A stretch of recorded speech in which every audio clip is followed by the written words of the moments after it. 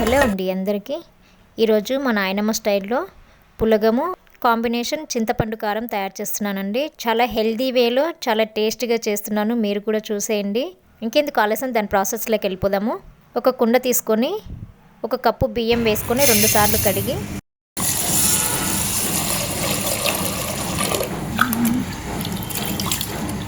అలాగే 1/2 కప్కి తక్కువగా పొట్టు పెసరపప్పు తీసుకోవాలి. ఇప్పుడు బియ్యం కడిగినాం కదా, దీంట్లోకి 3 కప్పుల నీళ్ళు పోసుకొని నానబెట్టుకోవాలి. అంటే మనం ఇవి 1/2 కప్పు మేము వేసుకుంటున్నాం కదా, సో అందుకని నేను పెసర్లు ముందే నానబెట్టట్లేదు. బియ్యాన్ని ఒక 1/2 అవర్ నానబెట్టి పక్కన పెట్టేస్తాను.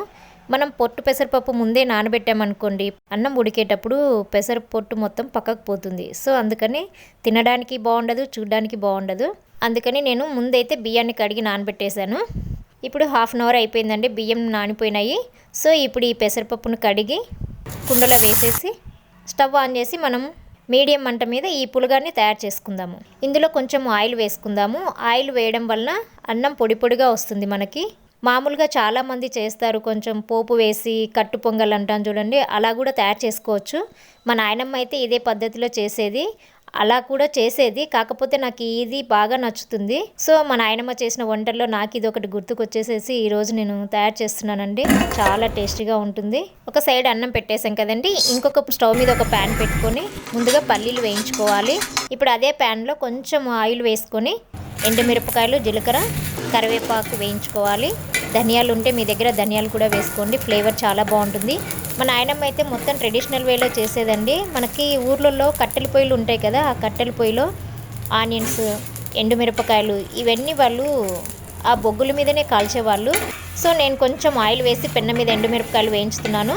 అలాగే టమాటోస్, ఆనియన్స్ని ఇలా మనం పుల్కా ప్యాన్ ఉంటుంది కదా, దాని మీద పెట్టి మంటకి కాలుస్తున్నాను. స్టవ్ని కొంచెం హై ఫ్లేమ్లో పెట్టుకొని మనం అటు ఇటు సర్దుకుంటూ టమాటోస్, ఆనియన్స్ అన్ని వైపులా కాలేటట్టు కాల్చుకోవాలి. మామూలుగా అయితే మా నాయనమ్మ టమాటోస్ వేయదండి, నేను పిల్లలు తినరనేసేసి ఇలా తయారు చేస్తున్నాను. చూడండి పులగం కూడా ఉడుకుతుంది, ఇంకా కొంచెం వాటర్ ఉన్నాయి కదా, సిమ్లో పెట్టేస్తే ఈలోపు అది కూడా మగ్గిపోతుంది. ఇప్పుడు మనం పల్లీలు వేపుకున్నాము, అలాగే ఎండుమిరపకాయలు వేపుకున్నాము, టమాటోస్, ఆనియన్స్ కూడా మనం ఫ్లేమ్ మీద కాల్చుకున్నాం కదా.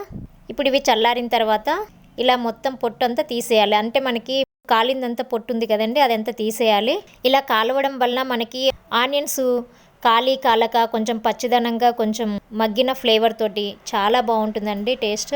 మీ దగ్గర రోలు ఉంటే రోట్లో దంచుకోండి, టేస్ట్ చాలా బాగుంటుంది. నేను కూడా ఈరోజు రోట్లోనే దంచుతున్నాను, మిక్సీలో వేయట్లేదు. మనం వేయించుకున్న ఎండుమిరపకాయలు, జీలకర్ర ఇవన్నీ ఉన్నాయి కదండి, వేసి రోట్లో దంచుకుందాము. అలాగే కొంచెం ఉప్పు కూడా వేసి ఇలా దంచుకోవాలి. నెక్స్ట్ పల్లీలు వేసి దంచుకోవాలి. నేను పల్లీలు పొట్టుతోనే వేస్తున్నానండి, మీరు నా వీడియోస్లో ఎక్కడైనా చూడొచ్చు. నేను పొట్టుతోనే వేస్తాను పల్లీలు, ఎందుకంటే పల్లీల పొట్టులో కూడా మనకి విటమిన్స్ ఉంటాయండి. సో అందుకని నేను తీయను, మీరు కావాలంటే తీసేసి దంచేసేయండి. ఇప్పుడు పల్లీలు మెదిగిన తర్వాత ముందుగా నానబెట్టుకున్న చింతపండు వేసుకొని దంచుకోవాలి. నెక్స్ట్ టమాటోస్ అలాగే ఆనియన్స్ వేసి కచ్చపచ్చగా దంచుకోవాలి. ఇక్కడ నాకు పచ్చడి దంచుతుంటేనే ఫ్లేవర్ వస్తుందండి, ఎంత టేస్టీ ఫ్లేవర్ వస్తుందంటే ఎప్పుడెప్పుడు తిందామా అన్నంత ఫ్లేవర్ వస్తుందండి. లాస్ట్లో కొంచెం కొత్తిమీర వేసుకొని అలా మెదిపేసేసి గిన్నెలోకి తీసేసుకోవడమే అండి. చూసారా, ఈ పచ్చడి అయిపోయేలోపు అన్నం కూడా మగ్గిపోయింది. ఇంకా చూడండి, చూస్తుంటేనే ఈ రెండు కాంబినేషన్లో చాలా బాగుంటుందండి టేస్ట్. నాకైతే ఎప్పుడెప్పుడు తిందామా అనిపిస్తుంది. వేడి వేడి ఈ పులగము, ఈ చింతపండు కారం వేసుకొని నెయ్యి వేసుకొని తింటే మళ్ళీ జన్మ అవసరం లేదు అన్నట్టు ఉంటుందండి, అంత టేస్టీగా ఉంటుంది. నాకు పాత రోజులు గుర్తుకొస్తున్నాయండి, మా నాయనమ్మ చేసి మాకు పెట్టేది. అసలు ఎంత టేస్టీగా ఉంటుందంటే ఇలాంటిది ఇంకా మనం పొలంలో కూర్చొని తింటే ఆ గాలి, ఆ వాతావరణానికి మరింత టేస్ట్ వస్తుందండి, చాలా బాగుంటుంది. కుండలో చేసుకోవడం వల్ల ఆరోగ్యానికి చాలా మంచిదండి. అలాగే నేను న్యాచురల్గా రోట్లో దంచాను. సో ఎటు చూసినా కూడా చాలా హెల్దీ వేలోనే ఉందండి ఈ వంట మాత్రం. ఎవరికైనా నచ్చితే ఒక లైక్ చేసి సబ్స్క్రైబ్ చేసుకోండి. మరిన్ని వీడియోస్ కోసం నా ఛానల్ని చూస్తూనే ఉండండి. ఓకే అండి, బాయ్.